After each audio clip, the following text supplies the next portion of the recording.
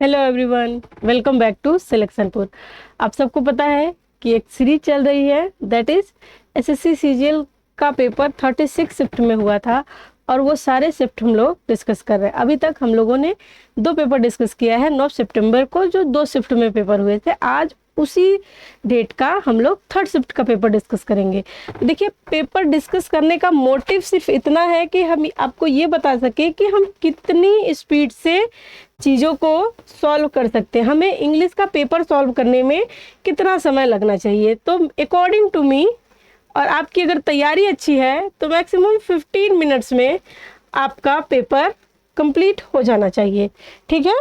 और 5-7 मिनट में आप जीएस कर लेंगे, क्योंकि जीएस एक ऐसा सब्जेक्ट है जिसको 1 टाइम ही पढ़ना होता है। दोबारा तिबारा कितनी भी बार पढ़ो, आंसर ना बदलने वाला है ना आपको फैक्ट याद होने वाला है ना। तो हम अपना ज़्यादा से ज़्यादा टाइम इन सब्जेक्ट से बचा करके अपने मैथ्स को, रीजनिंग को दे सकें, इसलिए हम लोग एक सीरीज चलाए हैं जिसमें हम आपको ये बता सकें कि कितनी स्पीड आपको रखनी है और कैसे आपको क्वेश्चन सॉल्व करने हैं।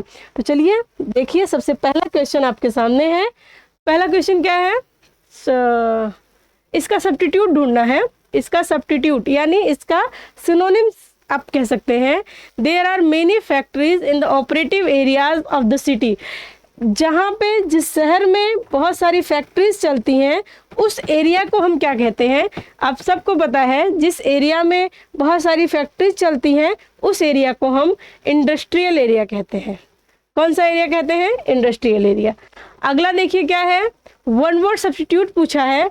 1 वर्ड सब्स्टिट्यूट पूछा है। Are the placed, the question paper are placed in the locker of the school in a way that can not be reached. यानी ये कह रहा है कि एक ऐसी जगह बताओ जहाँ कोई पहुँच ना सके। क्वेश्चन पेपर ऐसी जगह लॉकर में रखा है जहाँ बच्चे पहुँच ना सके, मतलब बच्चों की पहुँच से दूर। पहुँच से दूर के लिए अब आप देखिए इसमें एसेसिबल, एसेसिबल मीन्स होता है पहुंच, और इन अगर लग जाए किसी सेंटेंस में, किसी वर्ड में, तो वो निगेटिव हो जाता है, यानी इन एसेसिबल। यानी ये जो है, एसेसिबल मीन्स पहुंच से बाहर, इन एसेसिबल मीन्स मतलब पहुंच से बाहर। एसेसिबल मीन्स पहुंच, इनएसेसिबल मीन्स पहुंच से बाहर। अब ये देखिए, ये क्वेश्चन आपका 1 से 2 सेकंड का है, उससे ज़्यादा का नहीं।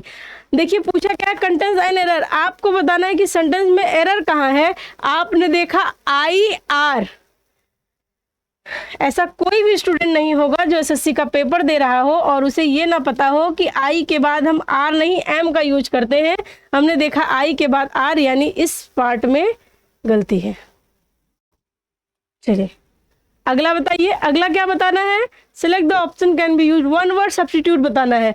1 वर्ड सब्स्टिट्यूट क्या बताना है? The order of law requiring people to remains indoors. मतलब कह रहा है कि ऐसा लॉ, ऐसा कोई कानून हो जो पीपल्स को बाहर ना जाने दे, अपने घर में ही रखे। तो आपको पता है, आपने सुना है कि यहाँ पे कर्फ्यू लग गया है ना, कर्फ्यू लग गया है यहाँ पे, यहाँ मत जाओ, यहाँ कर्फ्यू लगा है।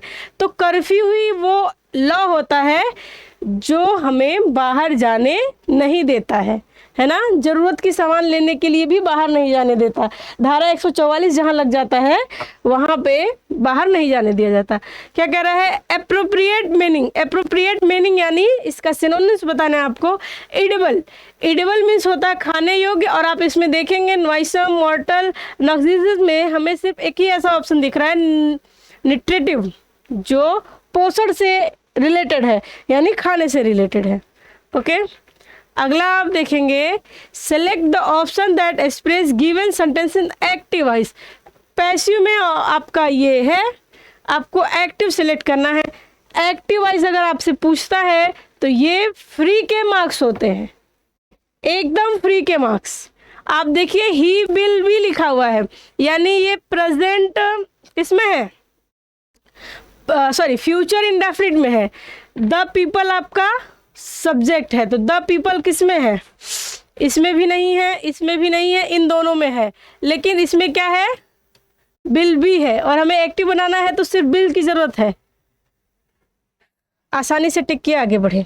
अगला देखिए क्या है, इनकरेक्टली स्पेल्ड, इनकरेक्टली स्पेल्ड आपको रिसीव्ड का, ये रिसीव्ड दिया हुआ है, इसका इनकरेक्टली स्पेल्ड बताना है। तो आपको बताना है कि इसमें कौन सा स्पेलिंग नहीं, इसमें कौन सा स्पेलिंग सही है। तो ये आपका सेकंड वाला सही है, RECE, IE नहीं, यहाँ पे IE दिया हुआ है, IE नहीं, ओनली I है ना। यहाँ पे क्या दिया हुआ है, यहाँ पे देखिए, यहाँ पे E दिया हुआ है, बट हमें E की ज़रूरत नहीं है, हमें सिर्फ I की ज़रूरत है। ठीक है, आगे देखिए क्या एंटोनिम्स। मिजरेबल मीन्स क्या होता है, जो हमेशा परेशान हो, कुड़कुड़ कुड़कुड़ करता हो, बहुत इरिटेट करता हो। और चीयरफुल मीन्स क्या होता है, जो हमेशा खुश हो, है ना। चलिए सिलेक्ट द सिनोनिम्स। सिनोनिम्स आपको बताना है। टॉट, टॉट मीन्स कसा हुआ, टाइट मीन्स भी कसा हुआ, स्लीक मीन्स ढीला, फ्लैक्सिड मीन्स शिथिल, टॉन मीन्स फाड़ना। अगला देखिए क्या है, select the appropriate meaning the underline idioms. इसका इडियम्स बताना है। Fatima was at her wits end. देखिए विट्स एंड मतलब होता है कि अब आगे क्या होगा मुझे नहीं पता। तो देखिए आगे क्या होगा मुझे नहीं पता, सी नोज व्हाट टू डू, वो जानती है कि आगे क्या होगा, लेकिन हमें तो पता है कि आगे क्या होगा, ये हमें नहीं पता है ना। कंफ्यूज और अनॉयड दैट सी बिकम अनकॉशियस, वो इतनी कंफ्यूज और इतनी अनॉयड है कि वो अनकॉशियस हो गई। नहीं, सो वरीड, कंफ्यूज और annoyed that she insult other for no reason, वो बिना रीज़न के ही दूसरों को क्या कर रही है, इंसल्ट कर रही है। तो ये तीनों नहीं हुआ, तो बचा कौन सा, ये। और ये होता भी है, सी डज नॉट नो, वो नहीं जानती कि व्हाट टू डू। नेक्स्ट आगे क्या करें, चलिए अगला देखिए क्या है। समराइज्ड का सिनोनिम्स आपको बताना है। समराइज का सिनोनिम्स हो जाएगा रिकैपिचुलेट, प्रोलॉन्ग्ड मीन्स भी लंबा, एक्सप्लेन मीन्स भी विस्तार से जो है एक्सप्लेन करना, आप जानते ही हैं। लेंथन मीन्स भी लंबा, प्रोलॉन्ग्ड मीन्स भी जो है लंबा भाषण वगैरह देना होता है। ठीक है, चलिए अगला देखिए क्या है। Part of the following sentence has been, option select. Error पूछा है, इसमें एरर पूछा है। ये एरर भी आपको एक लाइन, देखिए एरर अगर आपसे पूछे तो आपकी तैयारी इतनी अच्छी होनी चाहिए कि आपने सेंटेंस यहाँ से शुरू किया पढ़ने और यहाँ तक पहुँचते पहुँचते आपको आपका आंसर मिल जाना चाहिए। जैसे जैसे the tea at this cafe is best, then यहाँ पे दो कैफेज का कंपेयर कर रहा है ना। यहाँ पे tea of this cafe's best than the Costa cafe in our office. तो मेरे भाई जब ये कंपैरिजन कर रहा है तो कंपैरिजन के लिए हमें बेटर की ज़रूरत होती है, बेस्ट की नहीं। यानी किस ऑप्शन में गलती है, इस ऑप्शन में।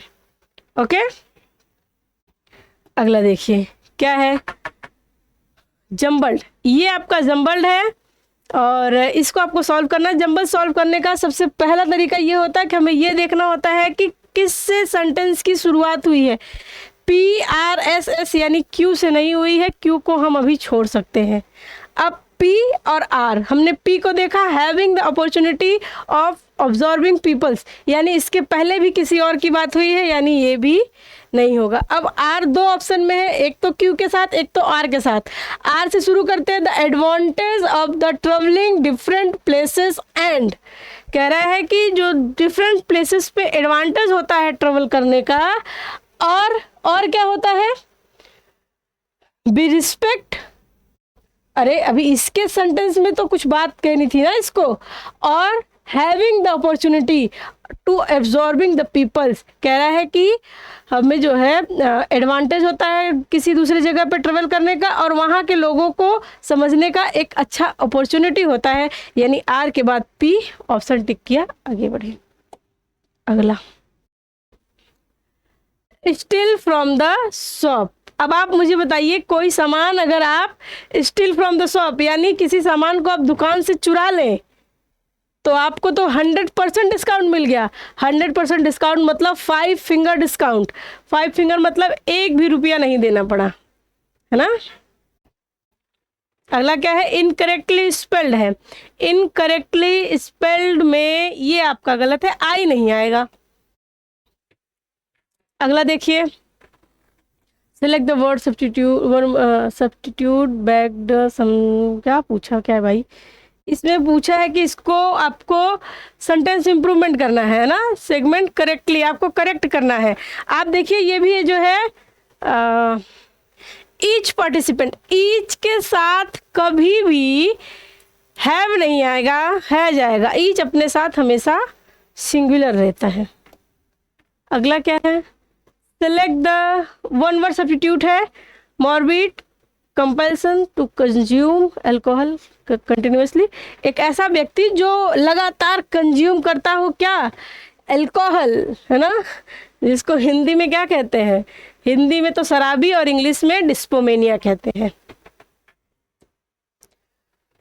अब ये क्या है, पेंटिंग वॉज एडमायर्ड बाय, अच्छा इसको जो है पैसिव में है, आपको एक्टिव में कन्वर्ट करना है। एक्टिव पैसिव अगर आप में आपके एग्जाम में आ रहा है 2 या 3 क्वेश्चन, तो समझ लीजिए कि आपकी भगवान से बहुत अच्छी बनती है ना, क्योंकि एक्टिव पैसिव फ्री के मार्क्स होते हैं।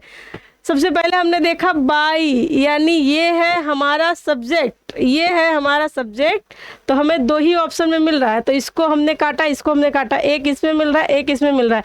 फिर हमने देखा वॉज, यानी हमें चाहिए वर्ब का सेकंड फॉर्म, वर्ब का सेकंड फॉर्म, और ये क्या है, यहाँ पे हैव है, हमें हैव की तो ज़रूरत नहीं है, एक तो पास्ट में बात हो रही तो हमें हैव क्यों चाहिए, ऑप्शन ठीक। सिनोनिम्स पूछता है कॉन्फिस्केट का, कॉन्फिस्केट में जब्त करना, सीज में जब्त करना। चलिए अगला क्या पूछा है, होमोफोन्स पूछा है, he has the express his thoughts, उसके पास उसको अपने विचारों को व्यक्त करने का क्या होना चाहिए, राइट्स होना चाहिए, अधिकार होना चाहिए। अब आ गए हम लोग क्लोज टेस्ट में, इसको हम ये क्लोज टेस्ट हम आपका अगले वीडियो में कवर करेंगे, ठीक है।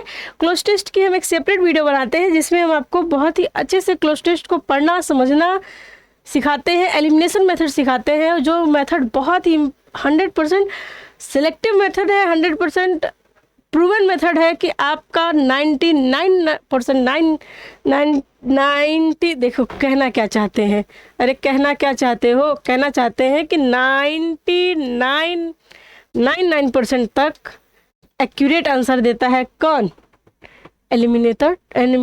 एनिमिलेशन मेथड। ज़्यादा देर तक बोलने के बाद जुबान भी कहती है कि बस करो, ओके। तो चलिए अब हम लोग बस करते हैं, अब आपको मिलते हैं नेक्स्ट क्लोज टेस्ट की वीडियो में। आप सब वीडियो को लाइक करें, शेयर करें। अच्छा देखिए कि कितना मिनट लगा, एग्जैक्टली 12 मिनट, जो कि बात करते हुए भी हम लोगों ने 12 मिनट में क्वेश्चंस को सॉल्व कर लिया। चलो ठीक है, मान लिया कि इसको सॉल्व करने में 3 से 4 मिनट और लग जाएगा। 12 + 4 = 16 मिनट, अराउंड 15 मिनट, यानी हमारा टारगेट यही होना चाहिए, हमारी स्पीड यही होनी चाहिए, है ना। अगर आप इससे भी कम समय में सॉल्व कर रहे हैं तो वेल एंड गुड, लेकिन हमारी स्पीड एग्जैक्टली यही होनी चाहिए, ठीक है। और ये कैसे होगी, ये आप बार बार प्रैक्टिस कीजिए, मॉक दीजिए, यहाँ से देखिए, पेपर सॉल्व कीजिए। चलिए अब आपको मिलते हैं नेक्स्ट वीडियो में, तब तक के लिए बेस्ट ऑफ लक।